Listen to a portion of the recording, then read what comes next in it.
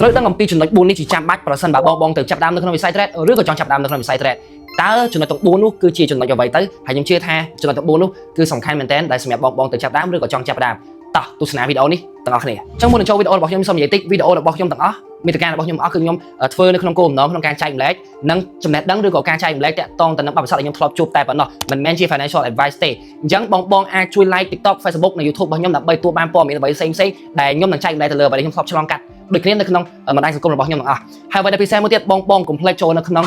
channel Telegram របស់ខ្ញុំបានដូចគ្នាអញ្ចឹងកុំឲ្យខកខានយូរយើងចូលទស្សនាវីដេអូនេះទាំងអស់គ្នាតើចំណុចទាំង4ដែលខ្ញុំបានលើកឡើងនៅក្នុងដើមវីដេអូគឺជាចំណុចអ្វីខ្លះដែលយើងគួរដឹងសម្រាប់បងដែលទៅចាប់ដើមឬក៏ចង់ចាប់ដើមនៅក្នុងវិស័យ trade ទី1គឺតាក់ទងទៅនឹងការរៀនស្វែងយល់អំពី basic រៀនស្វែងយល់អំពីមូលដ្ឋានគ្រឹះរៀនស្វែងយល់អំពីតាក់ទងទៅនឹងក្នុងការតើអ្វីទៅគឺជាវិស័យ trade មាន forex មាន stock មានអីអ្វីផ្សេងបន្តទៀតយើងត្រូវស្វែងយល់ក្នុងចំណុចមួយហ្នឹងហើយខ្ញុំសូមបញ្ជាក់នៅក្នុងការដែលខ្ញុំថតធ្វើវីដេអូពីមុនមកវីដេអូមួយដែលខ្ញុំបានប្រាប់ថាសម្រាប់បងទៅចាប់ដើមយើងត្រូវតែរៀនពីចំណុចណាទៅចំណុចណាខ្ញុំបានធ្វើវីដេអូនឹងដែរបងអាចចូលមើលបានដូចគ្នាចំណុចទី2ដែលបងត្រូវដឹងបន្តទៀតគឺតាក់ទងទៅនឹងការអនុវត្តផ្ទាល់ជាមួយទៅនឹង demo account ហេតុអីបើខ្ញុំនិយាយថាបងប្អូនអរគ្នាត្រូវតែអនុវត្តជាមួយ demo account ក្នុងការអនុវត្តជាមួយ demo account គឺជា demo account គឺជា account មួយឬក៏ជាគណនីមួយសម្រាប់បងក្នុងការសាកល្បងឬក៏ក្នុងការរៀនតែប៉ុណ្ណោះ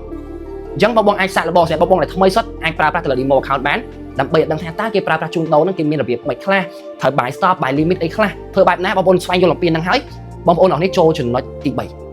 ចំណុចទី3គឺតាក់ទងទៅនឹងបន្ទាប់ពីការរៀនហើយបន្ទាប់ពីតាក់ទងទៅនឹងការអនុវត្តរៀនបណ្ដាអនុវត្តជាមួយ demo account ហើយចំណុចទី3គឺតាក់ទងទៅនឹងការអនុវត្តផ្ទាល់ជាមួយទៅនឹង account real account គឺជា account មួយគណនីមួយសម្រាប់បងអរគ្នាក្នុងការជួញដូរប្រសិនបើយើងចំណេញក៏យើងបានលុយហើយប្រសិនបើយើងខាតក៏យើងខាតលុយដូចគ្នាវាគឺជាលុយរបស់យើងផ្ទាល់មូលហេតុដែលខ្ញុំនិយាយប្រាប់បងប្អូនអរគ្នាត្រូវតែអនុវត្តជាមួយទៅនឹង real account ដូចគ្នាចំណុចទី3ដែលសារតែបងប្អូនអរគ្នានឹងមានអារម្មណ៍នឹងមានមូលហេតុថានៅពេលដែលយើងចូល trade នេះនៅពេលដែលយើងចូលជួញដូរនេះតើអារម្មណ៍របស់យើងយ៉ាងណាខ្ញុំជឿថាបងប្អូនអរគ្នាមួយចំនួនគឺអត់ដែលដឹងទេថាខ្លួនឯងលោភលន់ដល់ពេលយើងចូលនៅក្នុងវិស័យ trade យើងដឹងថានៅក្នុងវិស័យ trade នេះនឹងធ្វើឲ្យយើងបង្ហាញយើងការពិតអារម្មណ៍